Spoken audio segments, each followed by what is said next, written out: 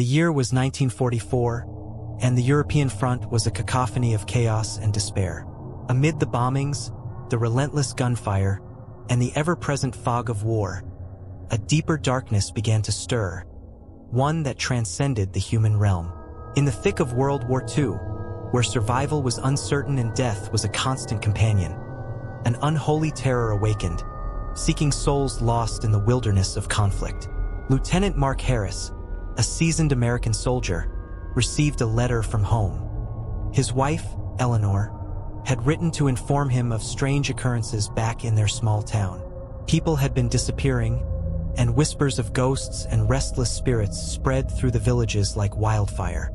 Mark dismissed it as wartime hysteria, a result of too much grief and fear. Yet, as he read the letter in his dimly lit trench, he felt a cold shiver run down his spine. The darkness outside seemed to grow thicker, the shadows deeper.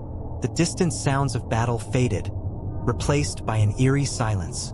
The chill that accompanied the letter lingered, unsettling his thoughts even amidst the turmoil of war. A week later, Mark's platoon was ordered to move to a new position deeper in the forest, closer to the front lines.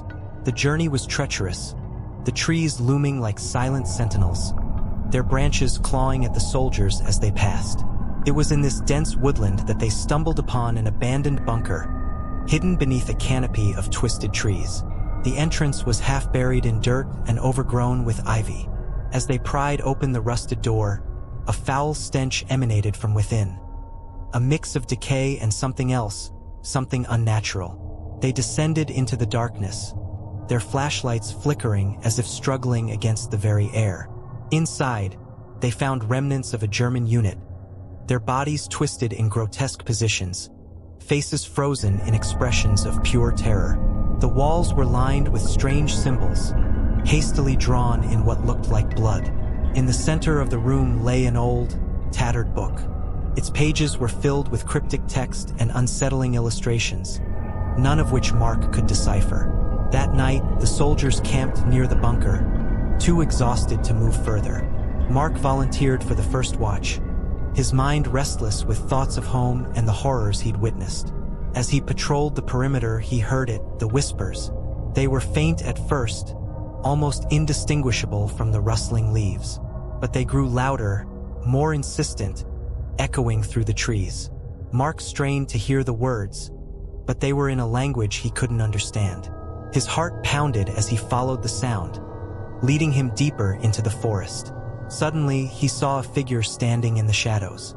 It was a woman, her eyes wide with fear, her mouth moving rapidly as if she were trying to warn him. Mark's breath caught in his throat as he realized it was Eleanor. He rushed towards her, but as he reached out, she vanished, leaving only the whispering wind in her wake. Mark returned to the camp, shaken and confused.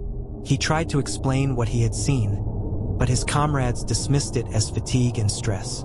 However, as the night wore on, the whispers grew louder, more pervasive. The other soldiers began to hear them too, their faces growing pale with fear. Over the next few days, the whispers became unbearable. The soldiers were plagued by nightmares and visions of their loved ones, all of them trying to convey some urgent message.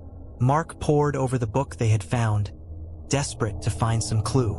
One illustration caught his eye, a drawing of the bunker with figures entering it, only to emerge as twisted, monstrous versions of themselves. Desperation mounting, Mark decided to venture back into the bunker alone. He felt drawn to it, as if something inside was calling to him. As he descended into the darkness, the whispers became deafening, echoing through his mind. In the deepest part of the bunker, he found a hidden chamber. It was filled with the same symbols that covered the bunker walls, and at its center stood an altar. On it lay a stone artifact, pulsing with a sinister energy. The whispers crescendoed, and Mark felt an overwhelming compulsion to touch the stone. As his fingers brushed against its cold surface, the whispers ceased.